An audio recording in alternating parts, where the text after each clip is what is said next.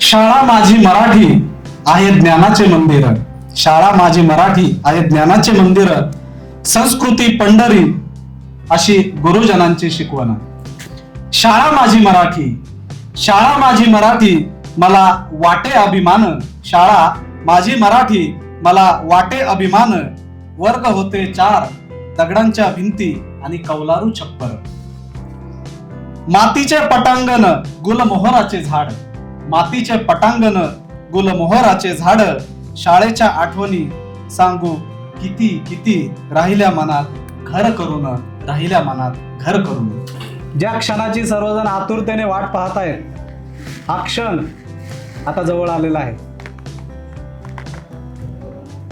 तुकाराम महाराजांनी म्हटलेलंच आहे, प्राप्त काळ घडी आल्याविन कुठल्याही कामाची सुरुवात होत नाही किंवा ते साध्य होत नाही. तर ती प्राप्त काळ घडी आता जवळ आलेली आहे असं म्हणायला हरकत नाही. दिवाळी अंक स्पर्धा आणि काव्य लेखन स्पर्धा यांचे निकाल आपण जाहीर केलेले आहेत, परंतु काव्य वाचनचे निकाल मात्र आपण गुलदस्त्यात ठेवणार आहोत, कारण त्याशिवाय या पुरस्कार वितरण सोहळ्याला मजा येणार नाही. ज्या पद्धतीने आपण लहान असताना माहिती ना, 1 मेला शाळेचा निकाल लागायचा, म्हणजे मी मराठी माध्यमाचा विद्यार्थी म्हणून सांगतो, आमचा 1 मेला लागायचा निकाल. आता इंग्रजी शाळांचा कधी लागतो त्याबद्दल मला काही बोलायचं नाही. तर ज्यावेळी 1 मे हा दिवस यायचा आणि तो काळ असा असायचा की आमच्या शाळेतल्या अंगणामधील गुलमोहर अतिशय लाल बुंद झालेला असायचा, मोहरलेला असायचा. आणि त्यावेळी त्या निकालाची जी आतुरता असते ना, ती काय असते ती एका विद्यार्थ्याला विचारायची. विद्यार्थ्यांमध्ये 3 प्रकार असतात. प्रकार पहिला, जे नेहमी क्रमांकात येतात, त्यांच्या मनात धास्ती असते की बाबा मी पहिल्या 3 क्रमांकात येईल का. दुसरं, त्यांना प्रश्न पडायचा, जर मी पहिल्या 3 क्रमांकात जर आलो तर मला किती टक्के पडतील आणि ते टक्के माझ्या आईबापांच्या पचनी पडतील का.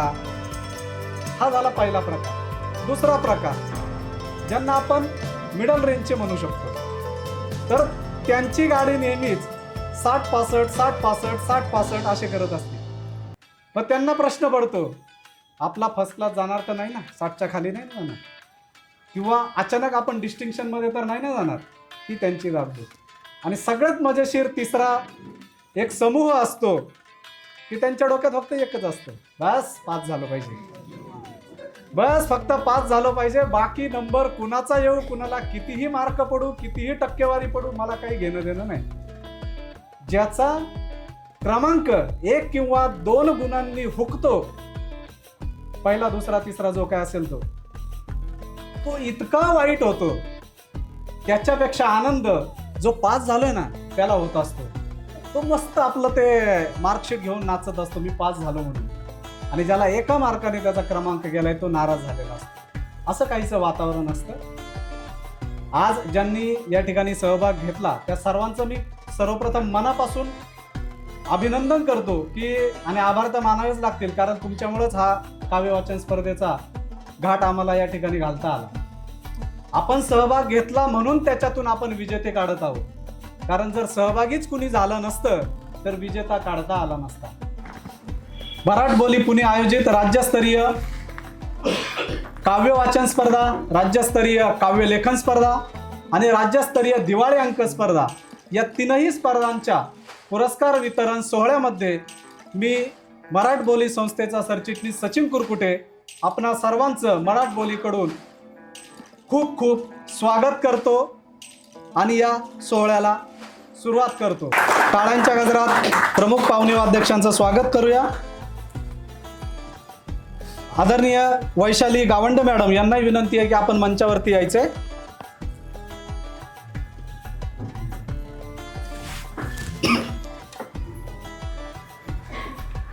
आदरणीय उत्तम सोनवणे सर, आपणासही विनंती आहे की आपण मंचावरती यायचे.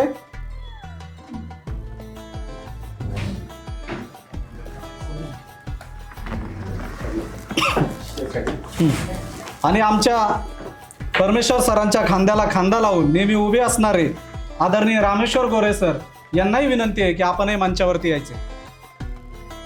मराठी साहित्य, कविता आणि दिवाळी अंकाची समृद्ध परंपरा जपण्यासाठी नव्या प्रतिभेला व्यासपीठ उपलब्ध करून देण्यासाठी मराठबोली सातत्याने प्रयत्नशील आहे. या प्रयत्नांचे फलित म्हणजेच आजचा हा राज्यस्तरीय पुरस्कार वितरण सोहळा. सर्वप्रथम आपण वळणार आहोत राज्यस्तरीय दिवाळी अंक स्पर्धा 2025 या स्पर्धेच्या पुरस्कार वितरण सोहळ्यासाठी आपण या ठिकाणी सुरुवात करणार आहोत. व्यासपीठावरील आणि सभागृहातील उपस्थित मान्यवर, सर्वप्रथम मी आभार मानतो मराठबोली आणि परमेश्वर यांचे की त्यांनी मला प्रमुख पाहुणा म्हणून इथं निमंत्रित करून जो सन्मान दिला.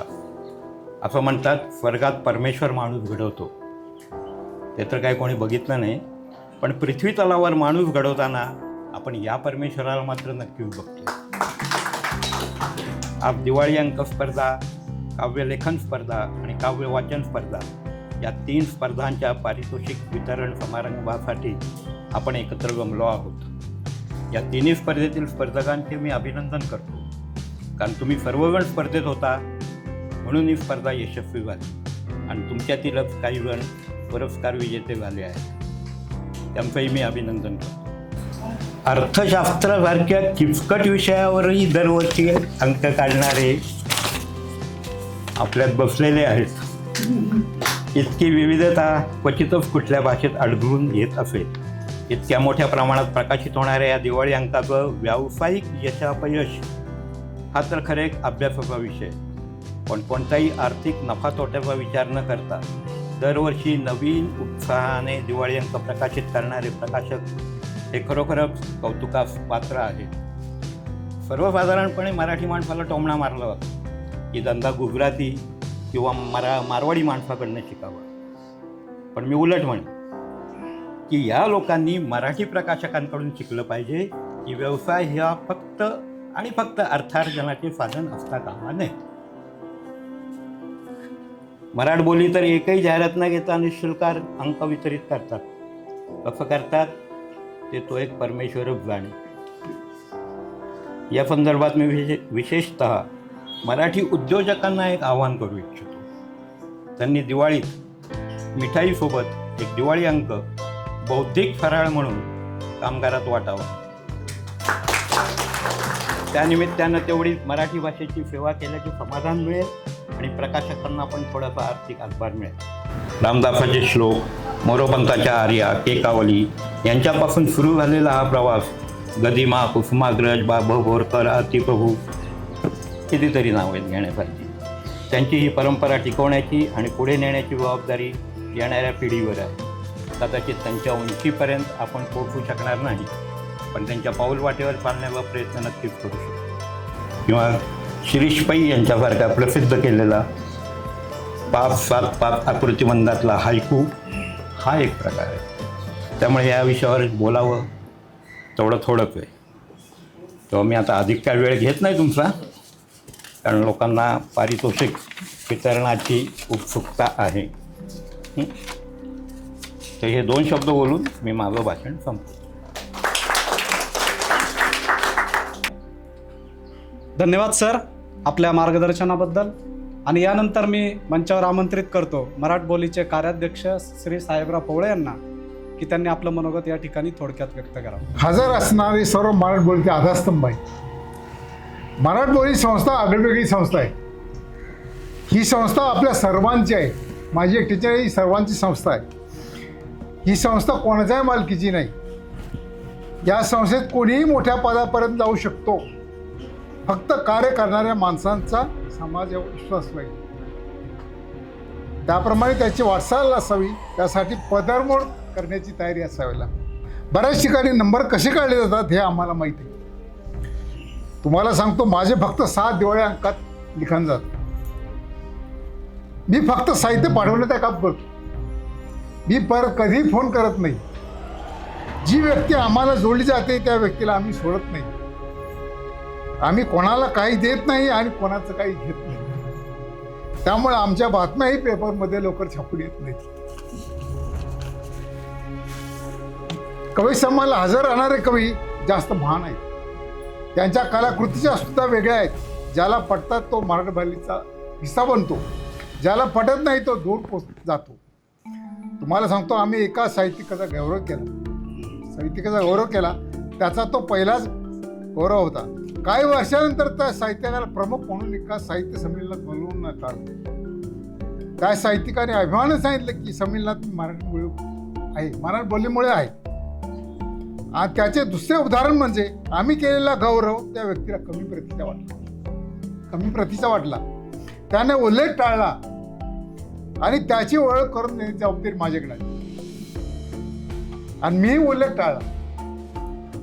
समाजात असेही लोक असतात, त्याला साक्षीदार आहेत.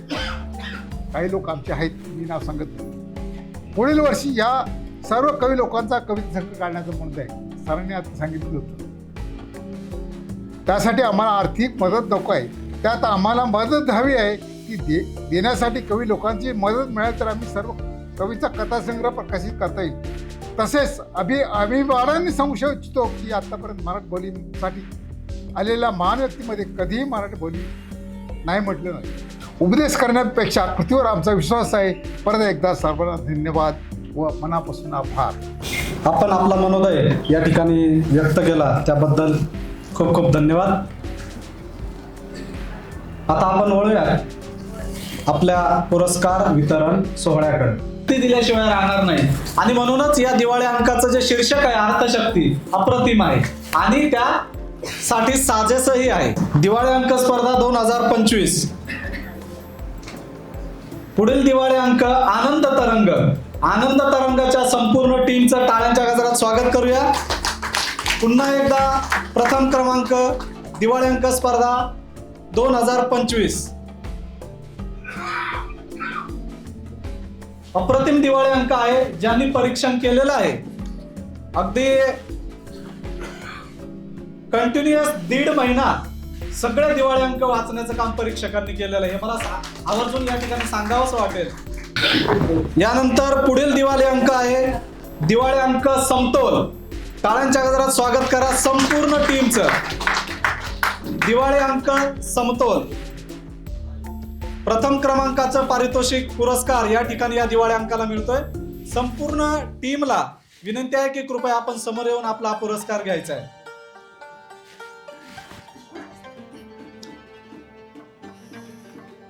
आणि या पुरस्कारार्थींकडे पाहून तुम्हाला काय वाटतंय? येस, वयाचं काही बंधन नाही. दिवाळी अंक गावगाथा. टाळ्यांच्या गजरात स्वागत करा गावगाथा दिवाळी अंकाचं. गावगाथा ही खऱ्या अर्थाने गावाकडची कथा आहे आणि नावातच सर्व काही सामावलेलं आहे.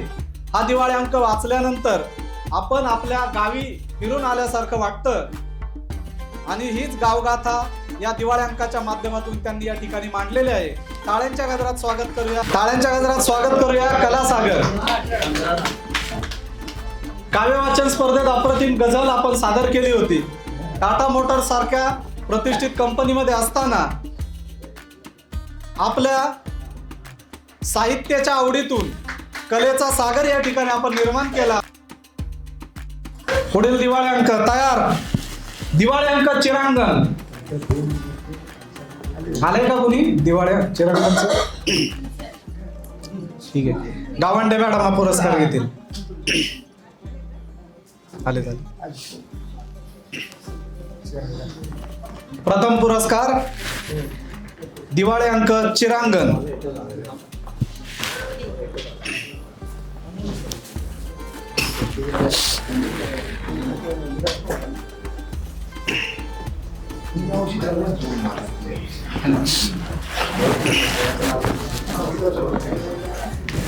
स्वागत करूया टाळ्यांच्या गजरात. आणि आता वळूया दिवाळी अंक स्पर्धेचा जो निकाल आहे त्याच्या द्वितीय क्रमांकाकडे. तर द्वितीय क्रमांक मिळालेला आहे दिवाळी अंक लोकनिर्माण. लोकनिर्माणच्या संपूर्ण संघाला विनंती आहे की कृपया मंचासमोर येऊन आपलं पुरस्कार घेऊन जायचं आहे. लोकनिर्माण आहे का? ठीक आहे. पुढील पुरस्कार द्वितीय पुरस्कार दिवाळी अंक स्पर्धा 2025. दिवाळी अंकाचं नाव आहे शिवतेज. टाळ्यांच्या गजरात स्वागत करूया.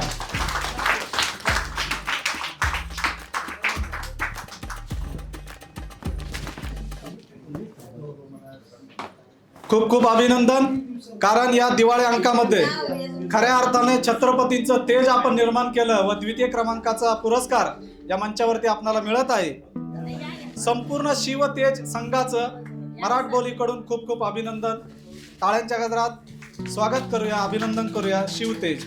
स्वागत करूया धनश्री दिवाळी अंकाचं आणि त्यांच्या संपूर्ण संघाचं. हा आपल्या संपादकीय साहित्य प्रतिभेचा पुरस्कार आहे. या स्पर्धेमध्ये आपण भाग घेतला व दुसऱ्या क्रमांकाचा पुरस्कार मिळवला.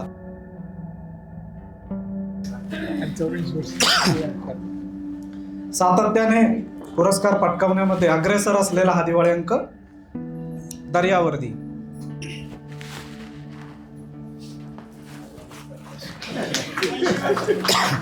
वय वर्ष 80 आणि दिवाळी अंकालाही 80 वर्ष झाले. तृतीय पुरस्कार डहाणू वार्ताहर. टाळ्यांच्या गजरात स्वागत करा.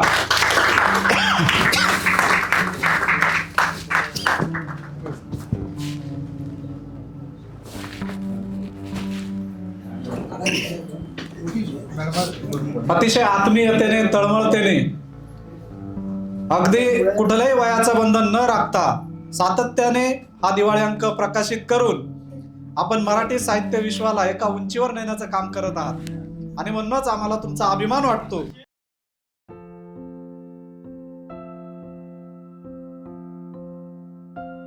दिवे लागल. टाळ्यांच्या गजरात स्वागत करा संपूर्ण संघाचं.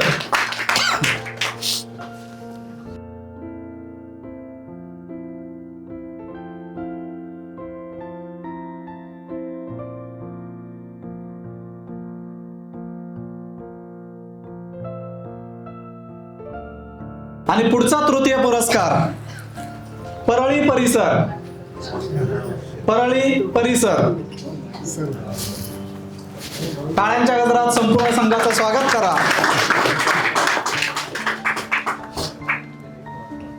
या तृतीय पुरस्कारांमध्ये खरं तर विविध शहरांचा या ठिकाणी ठसा उमटलेला आहे. पहा, तृतीय पुरस्कार ज्यांना आधी मिळाला होता डहाणू वार्ताहर, त्यानंतर पुनवा पुणे नगर वाचन मंदिर आणि आता परळी परिसर. सगळी शहरांची नाव आहेत. विशेष पुरस्कार देत आहे कारण या दिवाळी अंकांची निर्मिती आणि सातत्य इतके महान आहे की त्यांच्यासाठी हा पुरस्कार देणं आम्हाला क्रमप्राप्त ठरलेला आहे. आणि म्हणूनच ज्यांनी गुणवत्ता कधीच सोडली नाही अशा दिवाळी अंकांचा आता सन्मान होणार आहे. सर्वप्रथम दिवाळी अंक थिंक पॉझिटिव्ह. कारण मराठबोलीचा हा जो पुरस्कार आहे हा सर्वात महत्वाचा पुरस्कार समजला जातो आणि म्हणूनच दिवाळी अंकाचे 3 क्रमांक काढण्याबरोबरच सातत्यपूर्ण उच्च दर्जाचे दिवाळी अंकांची निर्मिती केल्याबद्दल मराठबोलीचा प्रभुरत्नाई पुरस्कार आज या दिवाळी अंकांना मिळालेला आहे. पुन्हा एकदा टाळ्यांच्या गजरात स्वागत करूया. दिवाळी अंक थिंक पॉझिटिव्ह प्रभुरत्नाई पुरस्कार.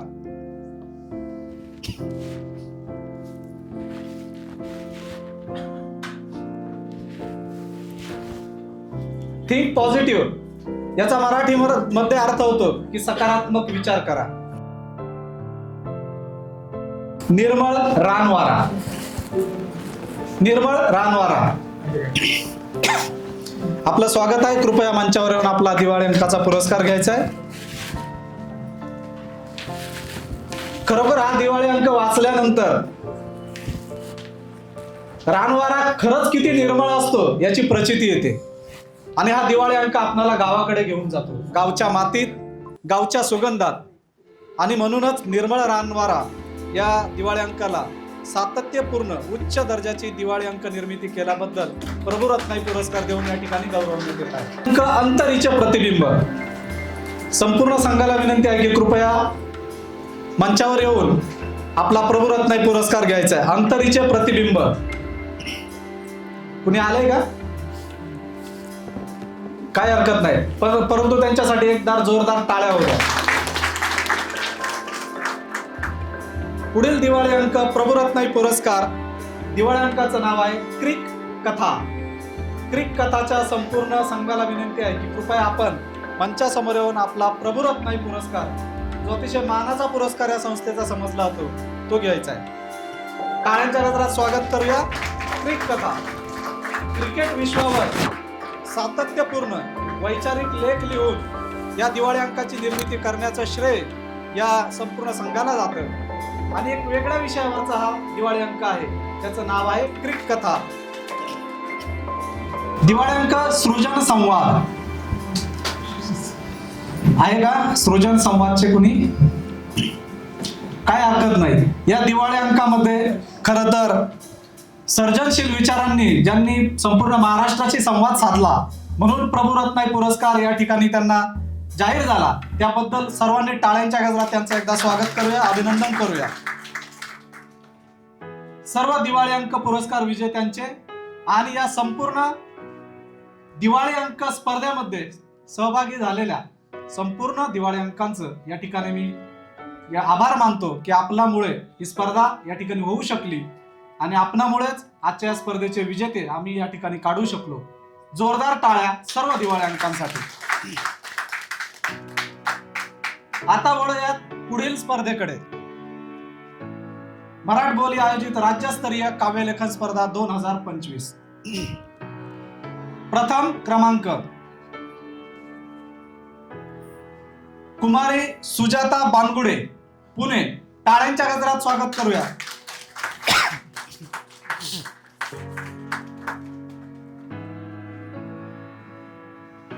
इतकी अप्रतिम कविता या मुलीने लिहिलेली आहे.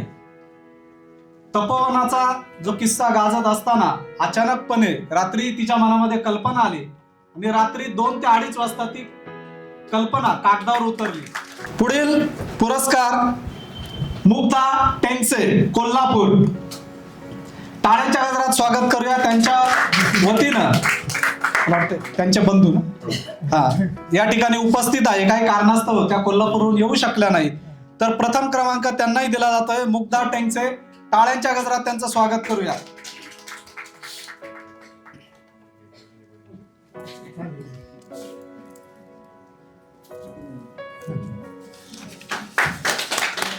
पुढील पुरस्कार शोभना सूर्यवंशी, नाशिक. टाळ्यांच्या गजरात स्वागत करूया.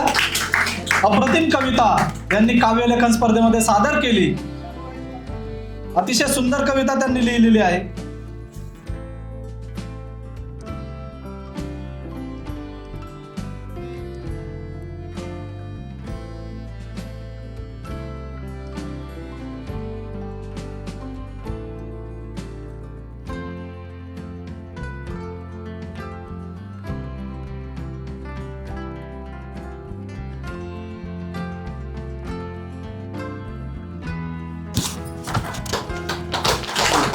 टाळ्या झाल्या पाहिजेत. ही कविता मी वाचतोय, कविता माझी नाहीये. ज्यांना आता प्रथम पुरस्कार मिळालाय त्यांची आहे. त्याच्यातल्या काही ओळी मी या ठिकाणी वाचून दाखवतोय. शाळा माझी मराठी आहे ज्ञानाचे मंदिर, शाळा माझी मराठी आहे ज्ञानाचे मंदिर, संस्कृती पंढरी अशी गुरुजनांची शिकवण. शाळा माझी मराठी, शाळा माझी मराठी मला वाटे अभिमान, शाळा माझी मराठी मला वाटे अभिमान. वर्ग होते 4, दगडांच्या भिंती आणि कौलारू छप्पर. मातीचे पटांगण गुलमोहराचे झाड, मातीचे पटांगण गुलमोहराचे झाड. शाळेच्या आठवणी सांगू किती किती, राहिल्या मनात घर करून, राहिल्या मनात घर करून. धन्यवाद. त्यानंतर काव्यलेखन स्पर्धा द्वितीय पुरस्कार वैजयंती कुलकर्णी, पुणे. टाळ्यांच्या गजरात स्वागत करूया. द्वितीय पुरस्कार त्यांनी मिळवलेला आहे, त्याबद्दल त्यांचं खूप खूप अभिनंदन.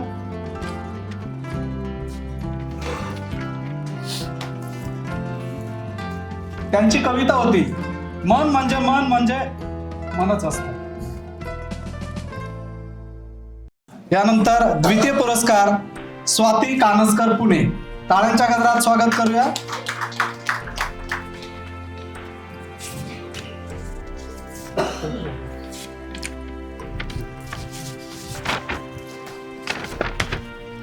अप्रतिम कविता आपण लिहिली. या कविता काव्यलेखन स्पर्धेमध्ये आपण भाग घेतला आणि म्हणूनच त्यांची कविता म्हणते, आता तरी थांब पावसा. पुढील पुरस्कार द्वितीय क्रमांक सुदीप पवार. सुदीप पवार.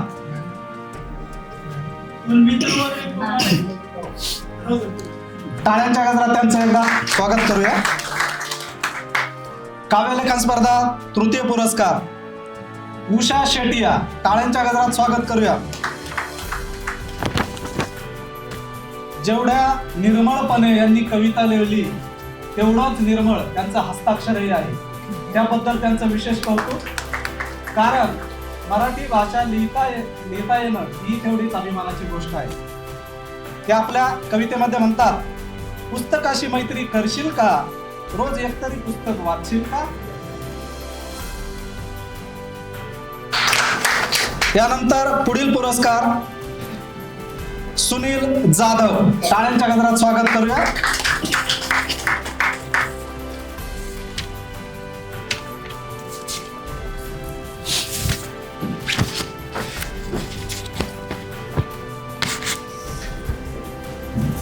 कुणी मारली ही थाप भूल. सरांची कविता वाचतो मी. कुणी मारली ही थाप भूल, राना रानात पाना पानात उठली चाहूल. यानंतर पुढील पुरस्कार विजेते आहेत दादासाहेब पुंडे. टाळ्यांच्या गजरात स्वागत करूया. काव्य वाचन मध्ये अतिशय अप्रतिम कविता यांनी सादर केली होती आणि काव्य लेखन मध्येही त्यांनी पुरस्कार पटकावलेला आहे. म्हणजेच काव्य प्रतिभा आपल्यामध्ये ओतप्रोत भरलेली आहे याचे उदाहरण आहे. टाळ्यांच्या गजरात स्वागत करूया आदरणीय दादासाहेब पुंडे.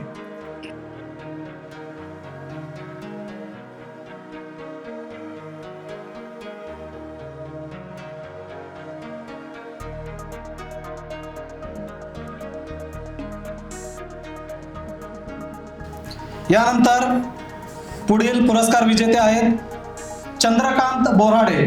आपणासही विनंती आहे, सरांनी काव्य वाचन मध्ये अप्रतिम जोशपूर्ण आणि खऱ्या अर्थाने एका मूळ प्रश्नाचा जो गाभा पकडून जी कविता सादर केली, अप्रतिम कविता होती आणि काव्य लेखन मध्येही त्यांना पुरस्कार मिळालेला आहे. टाळ्यांच्या गजरात पुन्हा एकदा स्वागत.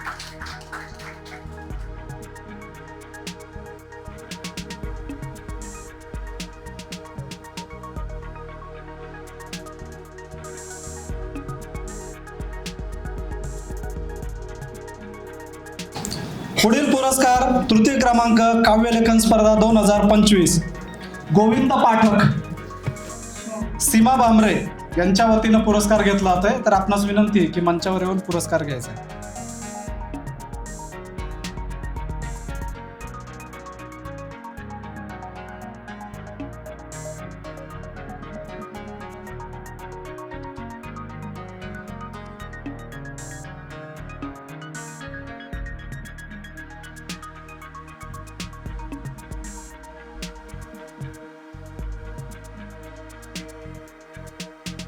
सर्व सहभागी कवी आणि कवयित्री यांचं पुन्हा एकदा टाळ्यांच्या गजरात स्वागत करूया. सर्वांचं अभिनंदन करूया. खरं तर या स्पर्धेमध्ये ज्यांनी प्रथम क्रमांक मिळवला, सुजाता बांगुडे ची कविता मी वाचून दाखवतो की का या कवितेला प्रथम क्रमांक मिळाला असेल आणि तुम्ही थोडंसं त्यावरती चिंतन करा. जंगल आज रोजच्यापेक्षा जास्तच गजबजून गेलं. जंगल आज रोजच्यापेक्षा जास्तच गजबजून गेलं कारण आज झाडांनी बैठक घ्यायचं ठरवलं. म्हणता म्हणता जंगलात झाडांची सभा भरली. म्हणता म्हणता जंगलात झाडांची सभा भरली. लहानापासून मोठ्या झाडांनी साऱ्यांनी हजेरी लावली. गंभीर विषयावर चर्चा रंगली. वडाने सुरुवात केली. बातमी समजली का? वडाने सुरुवात केली. बातमी समजली का? माणूस आपल्याला तोडून इथे काय ते कंपनी बनवणार आहे म्हणे. हे ऐकताच पिंपळ गहीवरून म्हणाले, परवाच एका कोकिळेला पिल्ल झाली नाही आणि तिने माझ्या फांदीवरच तिचं घरटं बांधलं रे. तितक्यात एक म्हातारे हरीण धापा टाकत आले. तितक्यात एक म्हातारे हरिण धापा टाकत आले आणि वडाच्या सावलीत येऊन बसले. ते पाहून संपूर्ण सभा शांत झाली. ते पाहून संपूर्ण सभा शांत झाली. कोणाला काहीही सुचेना. आपणच राहिलो नाही तर या प्राण्यांना आश्रय कोण देणार? आपणच राहिलो नाही तर या प्राण्यांना आश्रय कोण देणार? या विचाराने सगळे अस्वस्थ झाले. खूप वेळ गप्प बसलेला वारा पण आता बोलू लागला. अरे जंगलच राहिलं नाही तर हा माणूस प्राणवायू कुठून आणणार? अरे जंगलच नाही राहिलं तर हा माणूस प्राणवायू कुठून आणणार? का तो पण त्या नवीन येणाऱ्या कंपनीतच बनवणार? हे ऐकताच झाडे हसू लागली. तेवढ्यात एक शांत गंभीर आवाज मागून आला. तो होता वृद्ध अशोकाच्या झाडाचा. ह्या माणसांच्या पूर्वजांनी माझ्या छायेत तप केले. अनेक संतांनी याच सावलीत अभंग रचले. कित्येक वाटसरू माझ्या सावलीत विसावले. माणसाने शिक्षण तर घेतलं पण शिकला मात्र काहीच नाही. जांभळाच्या झाडाला आता मात्र गप्प राहिले. काव्य वाचन स्पर्धेचा प्रथम क्रमांक जातोय. अर्थातच सर्वांनाच ती कविता आवडली. सर्वांनी तिला दाद दिली, प्रतिसाद दिला, टाळ्या वाजवल्या. आदरणीय कवयित्री सौ सुप्रिया लिमये. पांढऱ्या केसांचाही किती अभिमान असावा यावर लिहिलेली ती कविता. आणि त्या कवितेची चाल होती, गोरी गोरी पान फुलासारखी छान दादा मला एक वहिनी. या चालीवरती अप्रतिम कविता त्यांनी सादर केली. आणि खरोखरच खऱ्या अर्थाने त्या प्रथम पुरस्काराच्या मानकरी आहे. टाळ्यांच्या गजरात स्वागत झालं पाहिजे.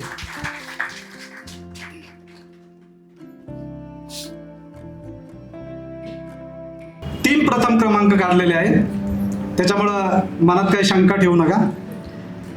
पुढील क्रमांक आहे प्रथम क्रमांक सौ कुसुम प्रकाश बोते. टाळ्यांच्या गजरात स्वागत करूया. बाप म्हणजे काय असतो आणि लेकीचं व बापाचं नातं काय असतं हे आपल्या कवितेतून त्यांनी या मंचावरती मांडलं. त्याबद्दल टाळ्यांच्या गजरात त्यांचं स्वागत करूया. सौ कुसुम प्रकाश बोते.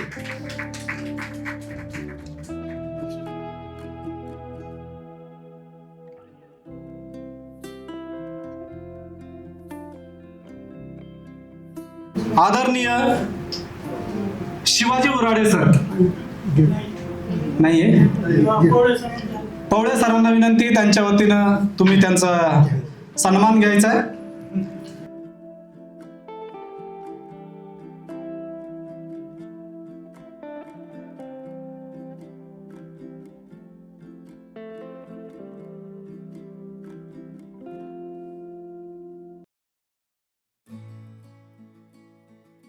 आता वळूया द्वितीय क्रमांकाकडे.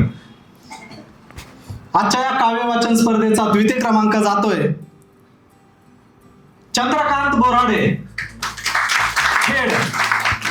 अतिशय आशय संपन्न कविता आपण या ठिकाणी सादर केली, त्याबद्दल आपला या ठिकाणी पुरस्कार देऊन सन्मान करण्यात येत आहे. टाळ्यांच्या गजरात स्वागत करूया आदरणीय चंद्रकांत बोराडे यांचं.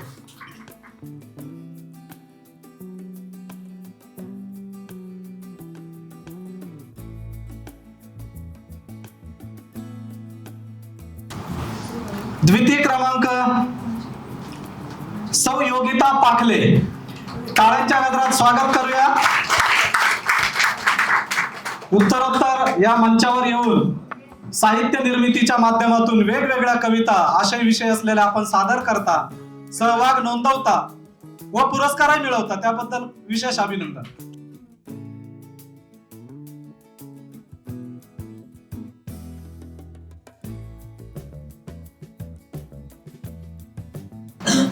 आणि पुढील द्वितीय पुरस्कार अप्रतिम कविता सादरीकरण आशय विषय ज्वलंत विषय या मंचावरती येऊन मांडला कुमारी प्राजक्ता कुरकुटे. द्वितीय क्रमांकाचं पारितोषिक. टाळ्यांच्या गजरात स्वागत करूया. मराठ बोलीच्या काव्य वाचन स्पर्धेमध्ये यांनी प्रथमच भाग घेतला आणि प्रथम सहभागितेतच द्वितीय क्रमांक पटकावला. त्याबद्दल त्यांचं विशेष कौतुक.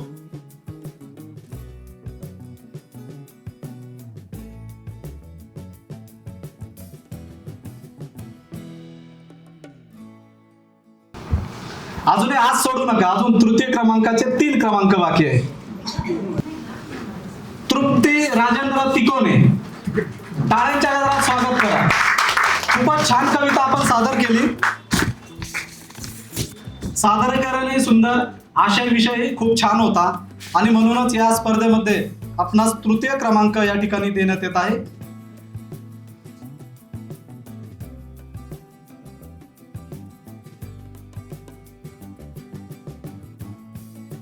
क्रमांक काव्य वाचन स्पर्धा 2025 सरोज गाजरे.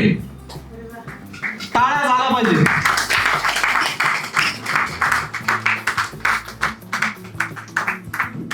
अतिशय सुंदर कविता आपण या ठिकाणी सादर केली आणि त्याचा परिपाक म्हणून आपणाला तृतीय क्रमांकाने या ठिकाणी पुरस्कृत केलं जात आहे. सरोज गाजरे. टाळ्या झाल्या पाहिजे. पुढील तृतीय क्रमांक प्रथमेश बुरकुल पंढरपूर. खरं तर अतिशय शांतपणे त्यांनी आपली कविता सादर केली आणि खरं तर पंढरीच्या विठुरायाचेच विचार जणू त्यांच्या कवितेतून त्यांनी या ठिकाणी मांडले असं आम्हाला वाटलं. अप्रतिम कविता आणि सादरीकरण. प्रथमेश बुरकुल.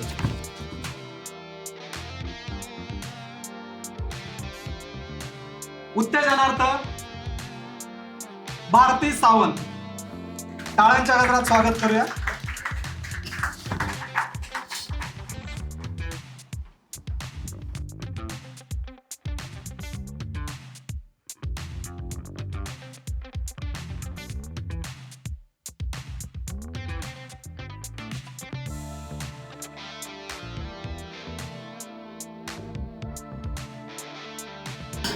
पुढील उत्तेजनार्थ पुरस्कार संदीप सूर्यवंशी.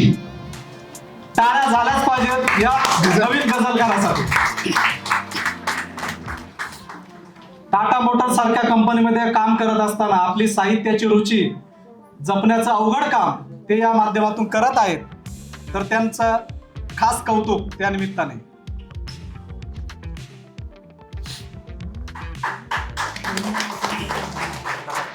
हे जे व्यासपीठ आज तुम्हाला मराठ बोलीमुळे मिळालेलं आहे, हे व्यासपीठ तुम्हाला तुमची पुढील साहित्यिक उंची गाठून देण्यामध्ये मदतगार नक्की ठरणार आहे.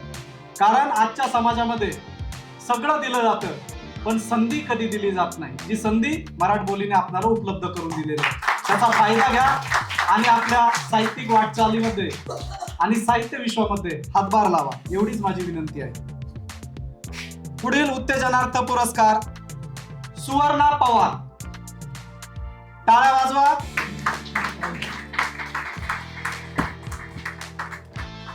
अतिशय उत्कृष्ट, मी तर म्हणेल त्यांचा गळाही छान आहे, त्यातील शब्दही छान होते. म्हणूनच त्यांचा गळाही छान आहे आणि शब्दही सुंदरच होते आणि म्हणूनच त्याचा परिपाक म्हणून आज आपणाला या ठिकाणी उत्तेजनार्थ बक्षिसाने सन्मानित करण्यात येत आहे. टाळ्या झाल्या पाहिजेत. म्हणजे मी लावणी लिहिते त्यातनं बघा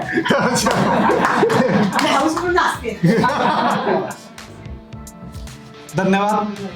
लावणीची परंपरा महाराष्ट्रामध्ये टिकून ठेवण्यासाठी आपल्या सारख्यांचाच हातभार असतो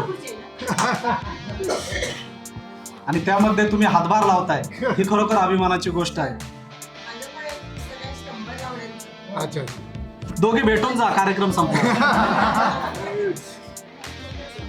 यानंतर पुढील पुरस्कारार्थीचं नाव सांगण्यापूर्वी मी आपणाला सांगू इच्छितो ही अशी व्यक्ती आहे की ज्यांनी त्यांच्या कॉलेज जीवनामध्ये खूप सारं वाचन केलं, लेखन केलं, कविता लिहिल्या, परंतु लग्नानंतर 7-8 वर्ष त्याच्यामध्ये खंड पडला. त्यांनी PhD केली, MPhil केलं, महाराष्ट्र लोकसेवा आयोगाच्या परीक्षा दिल्या, काही 1-2 मार्कावरून त्यांचा नंबरही गेला. परंतु संसारात पडल्यानंतर संसारामध्ये आपली गरज ओळखून त्यांनी आपल्या छंदाला काहीसा फाटा दिला. परंतु आता थोडंसं निवांत झाल्यानंतर पुन्हा ते आपल्या छंदाकडे वळल्या आणि त्यानंतरचा त्यांचा हा पहिलाच प्रयत्न, आणि या पहिल्या प्रयत्नामध्ये त्यांना उत्तेजनार्थ बक्षीस या ठिकाणी दिलं जाते. सौ अश्विनी विभूते, टाळ्यांच्या गजरात स्वागत करूया. अतिशय उच्च शिक्षित आहेत त्या, परंतु साहित्याची छंद म्हणून त्यांनी निवड केली आणि 7 ते 8 वर्षांच्या दीर्घ कालावधीनंतर आज प्रथमच स्पर्धेमध्ये उतरल्या आणि उत्तेजनार्थ क्रमांक पटकावला. त्याबद्दल त्यांचं विशेष कौतुक करावंसं वाटतं.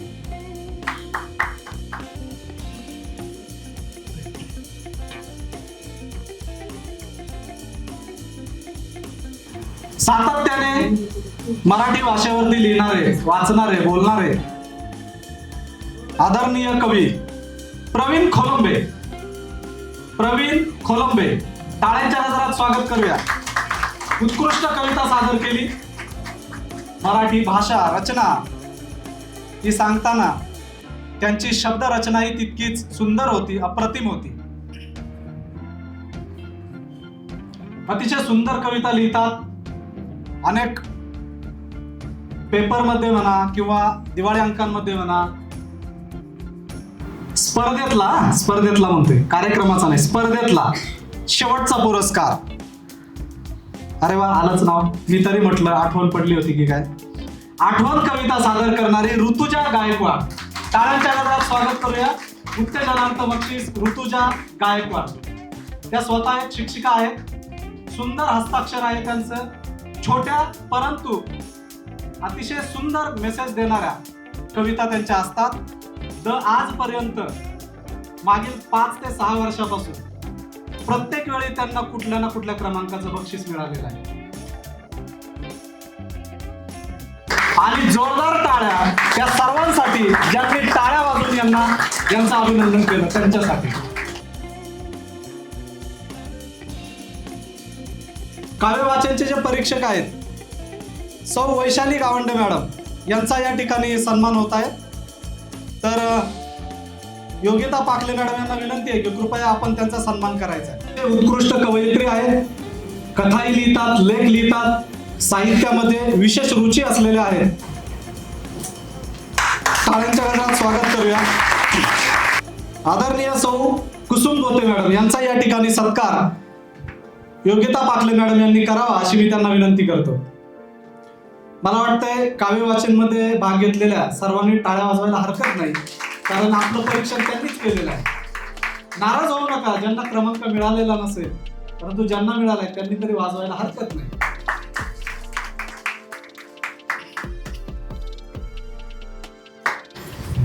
यांचा सत्कार अध्यक्ष व प्रमुख पाहुणे यांनी करावा अशी मी त्यांना विनंती करतो.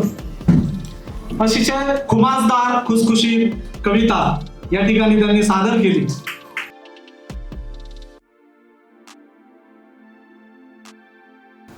दिवाळी अंक स्पर्धेचं ज्यांनी परीक्षण केलं होतं आदरणीय महाकवी शरद अत्रे सर यांचाही या ठिकाणी सन्मान होणार आहे. तर परब सरांना विनंती आहे की कृपया आपण त्यांचा सन्मान करायचा. पहिल्या फेरीतून दिवाळी अंक, जसं म्हटलं की दिवाळी अंकाच्या परीक्षण समितीचे ते अध्यक्ष आहेत. सगळे दिवाळी अंक त्यांच्या नजरेखालून गेल्यानंतर बाकी परीक्षकांकडे ते वितरित केले जातात आणि सर्व परीक्षकांचा निकाल हा त्यांच्याकडे येतो आणि तो कंपाईल झाल्यानंतर त्यातून प्रथम, द्वितीय, तृतीय क्रमांकाचं पारितोषिक किंवा पुरस्कार हा ठरवला जातो.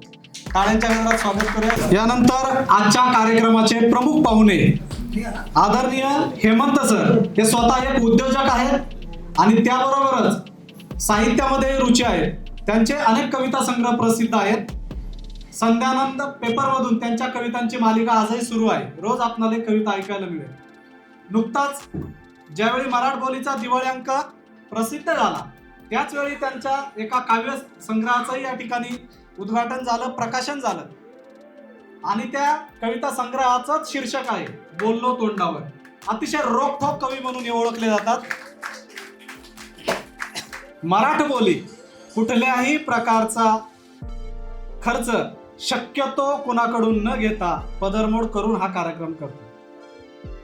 आणि आम्हाला अभिमान आहे की तुमच्यासारख्या नवीन गरजूंना, साहित्यिकांना या निमित्तानं व्यासपीठ निर्माण करून देतो. परंतु कार्यक्रम आपल्याला बोर होत नाही बऱ्याचदा, किंवा काही वेळेस बोर होतो. कार्यक्रम यशस्वी होण्यामागे जसे स्पर्धक, परीक्षक यांचा हात असतो, तर कार्यक्रमाला खिळवून ठेवण्यामध्ये सगळ्यात मोठा हात असतो तो म्हणजे सूत्रसंचालकाचा. आणि तो नेहमी मी बघते, मी पण एक सूत्रसंचालक आहे, पण बऱ्याच कार्यक्रमांना सूत्रसंचालक हा दुर्लक्षित केला जातो. आणि मानधन द्यायची वेळ आली की सगळ्यांना मानधन असतं, पण आमच्या सूत्रसंचालकाला मानधन देताना आयोजक सुद्धा विचारतात. परंतु मी सचिन सरांना खूप धन्यवाद देईल की एवढे सगळे लोक आले आणि त्यांना, म्हणजे मला असं वाटतं कोणी गेलेलं नाहीये, फक्त एकच ग्रुप गेलेला आहे. सगळ्यांना अतिशय मंत्रमुग्ध करून टाकलं.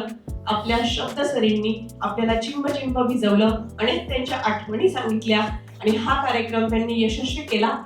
अनेक वर्षापासून, गेली माझ्या मते 4 वर्षापासून ते कार्यक्रमाचं सूत्र अतिशय उत्तमपणे सांभाळत आहेत आणि मराठबोलीला पुन्हा एका क्षितिजावर नेण्याचं काम करत आहे. त्यामुळे त्यांचा सन्मान जरी आपली असते, पण आपणही आपल्या लोकांचा सन्मान केला पाहिजे. कारण आपण आपल्या मुलाला बाळ्या म्हटलं तर जगही बाळ्या म्हणतं, त्याला जर स्मार्ट म्हटलं, हुशार म्हटलं, आईन्स्टाईन म्हटलं तर जगही म्हणतं.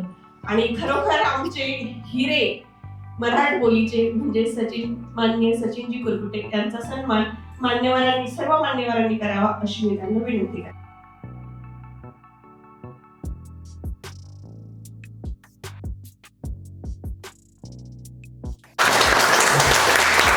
खरं तर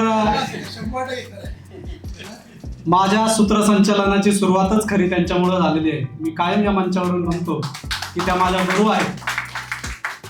ज्या प्रथम कार्यक्रमाला मी मराठबोलीच्या आलो होतो आणि जेव्हा त्यांना बोलताना मी मंचावरती पाहिलं, त्यावेळी मनात कुठंतरी जाणवलं की आपण हे असंच बोललं पाहिजे. त्या जरी म्हणत नसल्या तरी त्या माझ्या मानलेल्या गुरु आहेत आणि त्यांच्या या मंचावरच्या सुमधुर वाणीतून हे वाक्य आपल्या नक्की लक्षात आलेलं असेल की त्या किती उत्कृष्ट निवेदिका आहेत. अतिशय मोठमोठ्या कार्यक्रमांमध्ये त्या निवेदन करतात, सूत्रसंचालन करतात.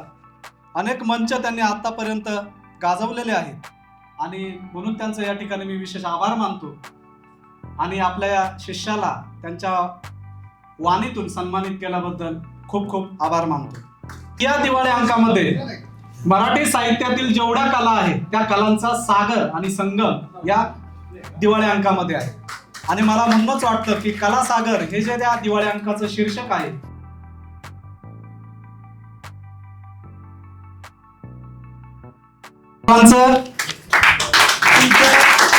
सगळ्यांच्या प्रेमामुळेच चाललेलं आहे.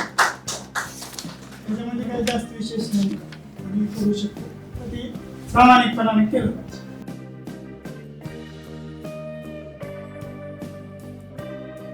कवितेच्या अनेक व्याख्या केल्या गेल्या आहेत. आवाज येतो सगळं. रसात्मकम वाक्यम काव्यम असं संस्कृतमध्ये म्हटलं आहे. त्याचा अर्थ असा की रसपूर्ण वाक्य म्हणजे कविता. ही रसपूर्ण कविता कवीच्या जाणीवातून, त्याने अनुभवलेल्या भावविश्वातून कळत नकळत त्याच्यामध्ये उतरत जाते. कवीच्या व्यक्त होण्यात संवेदनशीलतेचा जो स्पर्श असतो त्यामुळे त्याची कविता फुलते, बहरते. मराठबोली पुणे या संस्थेने आयोजित केलेल्या काव्यवाचन लेखन स्पर्धेत भाग घेणाऱ्या सर्व कवींचे आणि त्याचप्रमाणे ज्यांना पुरस्कार मिळाले त्या सर्वांचं मी अभिनंदन करतो. कविता हा वाङ्मय प्रकार मला स्वांत सुखाय असं वाटतं. खूप दिवसात आपण काही लिहिलं नाही की मनात्मक जीवाची तगमग सुरू होते. कामाच्या गडबडीत मनातल्या विषयाचा शब्दांशी खेळ सुरू होतो. आशय आणि आविष्कार यांची लपाछपी सुरू होते. मनातला आशय कवितेतून सूर्यफुलासारखा पूर्ण फुलत येतो. फुलाच्या हळदी मखमली पाकळ्यांसारखा आविष्कार असतो. मग कवितेच्या स्पर्शाने मन आनंद फुलून जातं. कांतांची कविता म्हणजे प्रखर आणि दाहक होती. बोरकरांची कविता फुललेल्या कळ्यांसारखी प्रसन्न होती.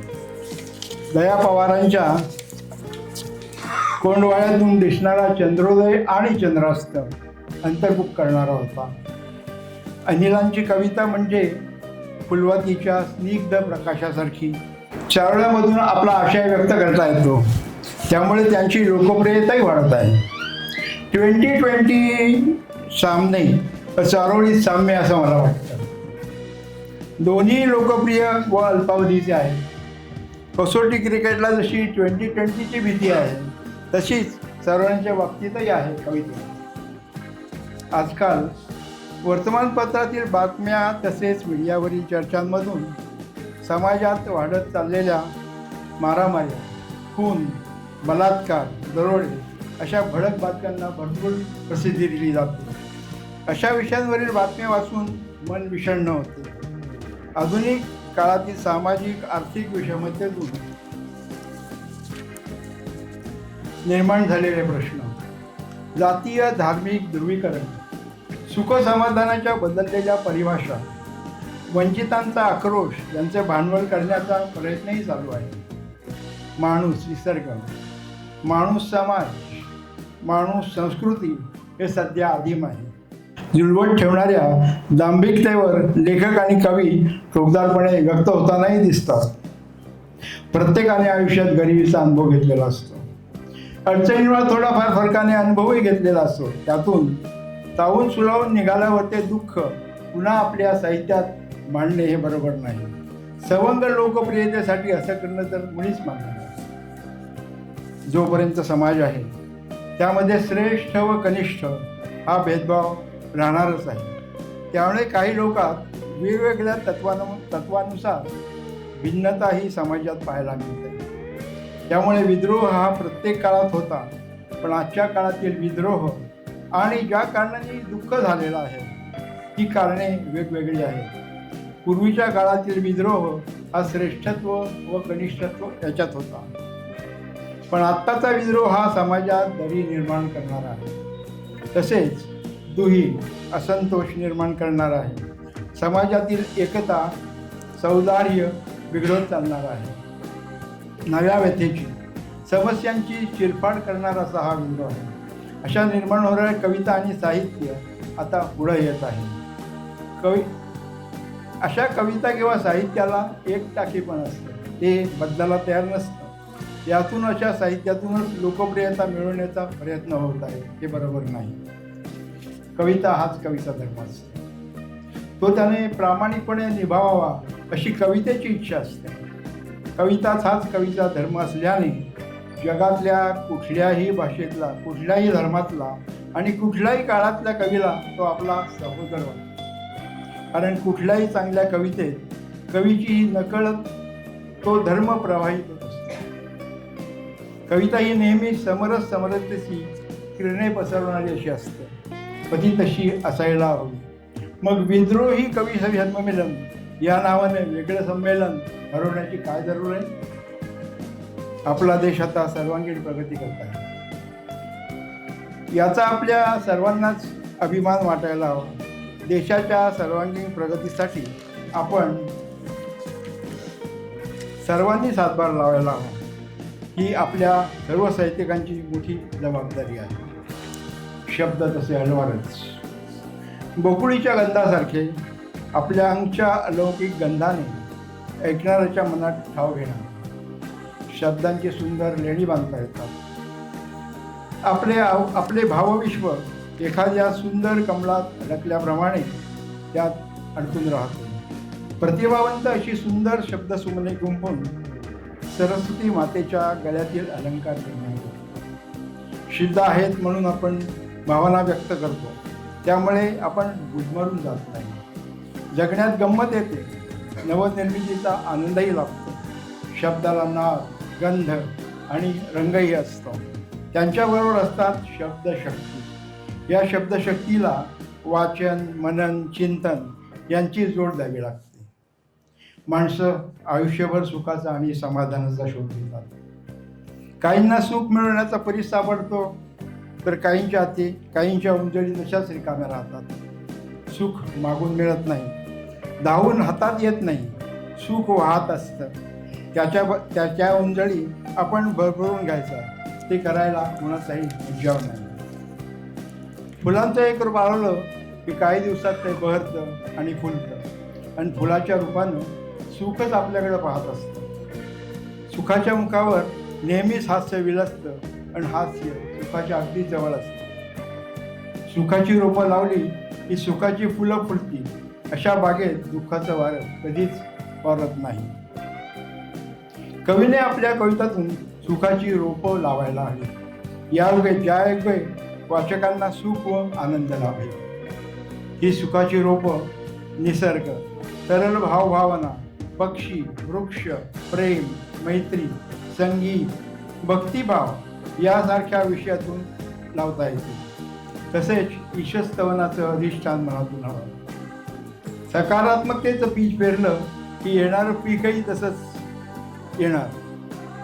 येणाऱ्या प्रत्येक गोष्टीकडं स्वीकाराच्या दृष्टीनं पाहिलं की आयुष्याचं सोनं होतं, चैतन्याची निर्मिती होते.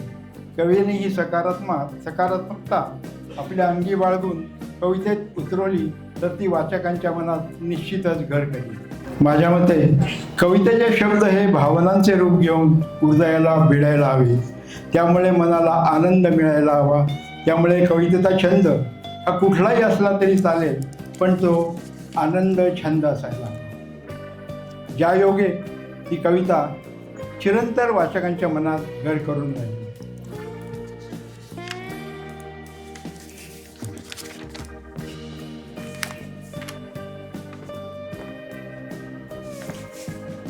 शेवटी एवढंच सांगू असं वाटतं, कविता करणं म्हणजे नुसती शब्द जुळवणे नाही. कविता करणं म्हणजे नुसती शब्द जुळवणे नाही. काव्य नुसतं कागदावर लिहायचं नाही, ते जगायचं असतं एखाद्या दिवशी नव्हे तर क्षणाक्षणाला. जीवनाच्या प्रत्येक क्षणाला आयुष्याच्या उंजळीतून निसटत्या श्वासापर्यंत, अखेरच्या श्वासापर्यंत ते आपण टिकून ठेवलं पाहिजे. काव्य वाचन व काव्य लेखन स्पर्धेमध्ये पुरस्कार मिळवलेल्या सर्व कवयित्रींचं मी मनपूर्वक अभिनंदन करतो व पुढील कार्यासाठी शुभेच्छा देतो. काशी म्हणजे वाराणसी गंगा किनाऱ्याचे घाटांसाठी प्रसिद्ध आहे. गंगेचा प्रवाह उत्तर दिशेकडे वाहून जातो. या घाटांचं दर्शन, सौंदर्य सकाळी सायंकाळी फार प्रेक्षणीय दिसतं. मी पण 3-4 वर्षापूर्वी असाच काशीला गेलो होतो आणि मी असा त्या दर्शनाचा लाभ घेतलेला. तेव्हा माझी एक मी कविता लिहिली. तिचं शीर्षक आहे गंगेची हाक. क्षितिजावर पसरलेला संधिप्रकाश पाहताना एक एक करून होड्या परतीच्या वाट्याला येत होत्या. क्षितिजावर पसरलेला संधिप्रकाश पाहताना एक एक करून होड्या परतीच्या वाटेवर येत होत्या. किनाऱ्यावरील झाडांवर पक्ष्यांचा किलबिलाट सुरू झाला. किनाऱ्यावरील झाडांवर पक्ष्यांचा चिवचिवाट सुरू झाला. दोन्ही किनाऱ्यावरील दिवे एक एक करून लागायला लागले आणि दोन्ही किनाऱ्यावरील दिवे एक एक करून लागायला लागले. होड्यांमधले दिवे गंगेवर प्रकाशाचे कुंचले फिरवायला लागले. होड्यांवरील दिवे गंगेवर प्रकाशाचे कुंचले फिरवायला लागले. एका वेगळ्याच भावविश्वात जाताना एक नावाडी म्हणाला, येतोस का वडीवर? एका वेगळ्याच भावविश्वात जाताना एक नावाडी म्हणाला, येतोस का वडीवर? गंगेची साक्ती लगेचच वाटलं जावंसं. गंगेची साक्ती लगेचच जावंसं वाटलं. बोटीवर शांतपणे पोहोचलो आणि गंगेच्या कुशीत हिंदोळांच्या भावनांच्या लाटांवर वाहू लागलो. लगेचच जावंसं वाटलं. बोटीवर शांतपणे पोहोचलो आणि गंगेच्या कुशीत हिंदोळांच्या भावनांच्या लाटांवर वाहू लागलो.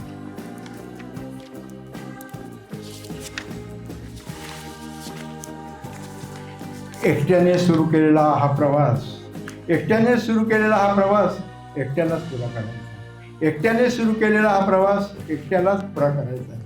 हे वास्तव आपण किती पद्धतशीरपणे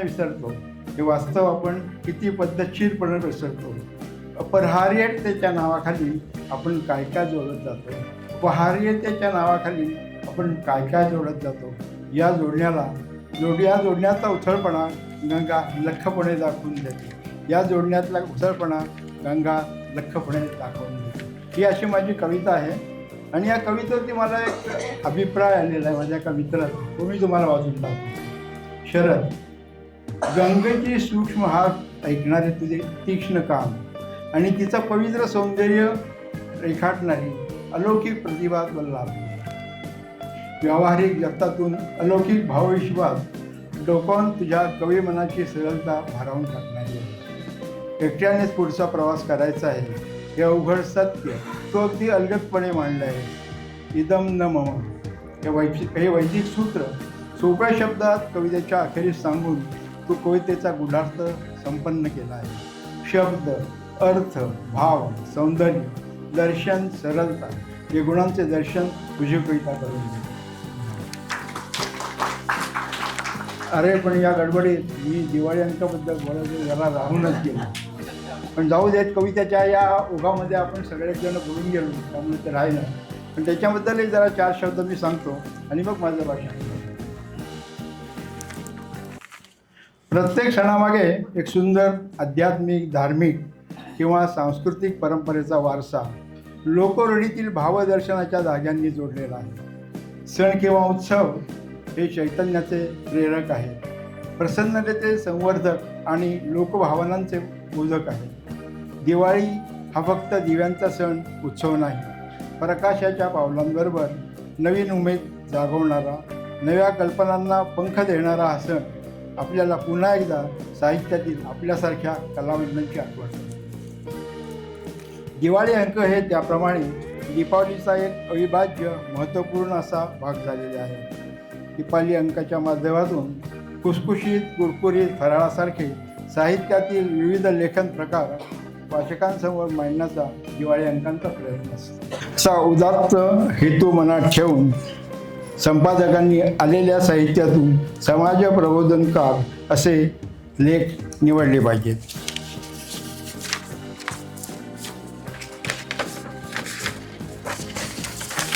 दिवाळी अंकामध्ये सामाजिक जीवनात घडणाऱ्या विविध घटनांवर वैचारिक मंथन करणारी विचार प्रवर्तक लेखांना जागा मिळायला लागली. दिवाळी अंकासाठी येणाऱ्या लेखकांच्या संस्कृती संवर्धक सकारात्मक कथा, कविता या दिवाळी अंकातून प्रकाशित व्हायला पाहिजे. जीवनातील काही घटना सुखद असतात तर काही दुःखदही असतात. फक्त दुःखाचे किंवा संकटाचे कथन केले की कथा होते का? असं नाही. मग अशा घटनेवर एखादा उपाय सुचवला तर वाचकालाही त्यातून काहीतरी आनंद प्राप्त होईल. अशा प्रकारच्या सकारात्मक साहित्याची निवड आपल्या दिवाळी अंकात आपण करायला हवी. माझ्या मते मोठं होण्याआधी लहान व्हायला लागतं. श्रेष्ठत्व मिळवण्यासाठी आधी नम्र व्हायला लागतं. इथे प्रेम, सहानुभूती, दुसऱ्याबद्दलची कळवळ तसाच नम्रभान असतं. तिथं संस्कृतीचं इंद्रधनु फुलतं. दिवाळी अंकांच्या संपादकांची आहे तसेच संस्कृती संवर्धनासाठी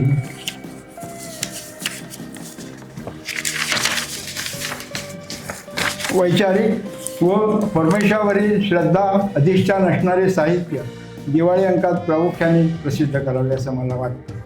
मला कल्पना आहे दिवाळी अंक दरवर्षी प्रकाशित करण्यासाठी तुम्हाला खूप कठोर प्रवास करावा लागतो. आपण दरवर्षी दिवाळी अंकाची निर्मिती व प्रकाशन करता याबद्दल आपल्या सर्वांचे हार्दिक अभिनंदन. धन्यवाद.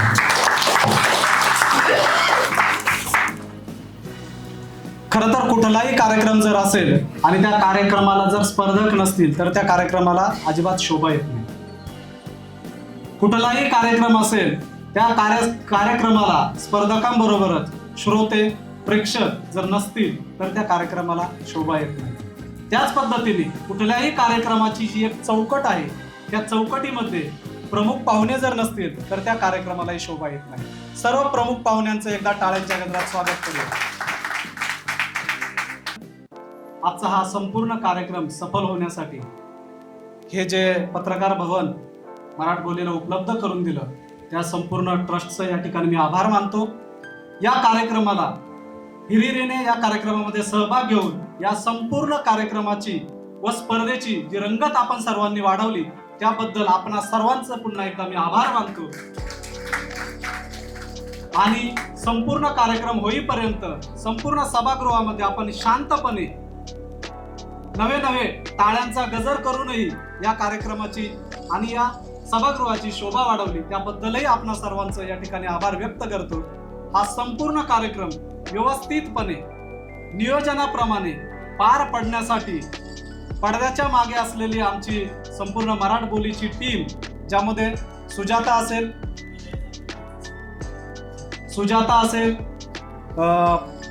उमरदंड सर असतील, पवळे सर असतील, संपूर्ण बसलेली टीम, गोरे सर महत्वाचं म्हणजे, कारण कुठलाही कार्यक्रम सुरू होण्यापूर्वी दोनच माणसं पुरे असतात, उमरदंड आणि गोरे. हे दोन आले की कार्यक्रम पुरे. कुठल्याही कार्यक्रमामध्ये मराठ बोलीच्या हे दोन माणसं आल्याशिवाय कार्यक्रमाची सुरुवात होत नाही. अशीच माणसं मराठ बोलीने जोडली आणि म्हणूनच युवराज गरुड सारख्या आदरणीय व्यक्तिमत्वांच्या सहकार्याने ही मराठ बोलीने गरुड भरारी घेतलेली आहे. त्याबद्दल सरांचं अभिनंदन. आपण या कार्यक्रमाला उपस्थित राहिलात आणि या संपूर्ण कार्यक्रमाचं उत्कृष्ट छायाचित्रण आणि फोटोग्राफी ज्या आमचे मित्र विजय खुटे सर यांचंही मी या ठिकाणी अभिनंदन करतो आणि त्यांचाही या ठिकाणी सन्मान केला जाणार आहे. कारण मराठ बोलीच्या कुठल्याही कार्यक्रमाला आम्ही हाक दिली आणि ते आले नाही असं कधी होणार नाही. आणि विशेष म्हणजे ते उत्तम कवी आहेत, सोबतच त्यांचा स्वतःचा ब्लॉगही आहे, युट्यूबवर आहेत ते. त्या सोबतीनं फोटोग्राफी हाही त्यांचा छंद आहे आणि मराठी बोलीकडून मिळणाऱ्या जे मिळेल त्या मानधनावरती ते इथं हजर राहतात आणि पूर्ण दिवस त्यांचा या संस्थेसाठी देतात. त्यासाठी खास त्यांचं कौतुक आणि म्हणून या ठिकाणी त्यांचा सन्मान उपस्थित सर्व मान्यवरांच्या हस्ते या ठिकाणी केला जाणार आहे. त्यांना विनंती आहे की कृपया आपण मंचावर येऊन आपला सन्मान घ्यायचा आहे. ज्याला कुणी घडवू शकत नाही त्याला घडवण्याचं काम मराठ बोली करत आहे. म्हणूनच मी म्हणतो की आमची जी भाग्यरेषा आहे ती खूप दूर आहे, ती कुणीच खोडू शकत नाही. यांच्यासारखे तुमच्यासारखे खंदे पुरस्कर्ते आणि स्पर्धक आम्हाला दरवर्षी लाभतात आणि म्हणूनच हे कार्यक्रम उत्तमोत्तम होतात. तर आता शेवटच्या चरणामध्ये आपण आहोत. चुकूनही जर कुणाचं आभार मानण्याचं जर राहून गेलं असेल, मंचावरती बसलेले सर्व मान्यवर मंडळींचं मी नाव न घेता सर्वांचाच एकदम आभार मानतो. या सभागृहामध्ये उपस्थित असलेल्या सर्वांचं एकदा मनापासून आभार मानतो आणि एकच म्हणतो, म्हणू का? तुमची इच्छा आहे तर म्हणते. दुनिया ही गोल आहे, दुनिया ही गोल आहे, म्हणून प्रत्येक माणूस मिळून किंवा फिरून फक्त त्याच ठिकाणी येतो. आयुष्याच्या या प्रवासामध्ये भविष्यात चुकून भेटू केव्हा, आयुष्याच्या या प्रवासामध्ये चुकून कधी भेटू केव्हा किंवा जेव्हा, मी सचिन कुरकुटे, मला मात्र आठवणीत ठेवा. धन्यवाद. आणि या आजच्या कार्यक्रमाची या ठिकाणी सांगता झाली असं मी या ठिकाणी मान्यवरांच्या वतीनं जाहीर करतो आणि पुनश्च एकदा सर्वांचं मनापासून खूप खूप आभार मानतो. धन्यवाद.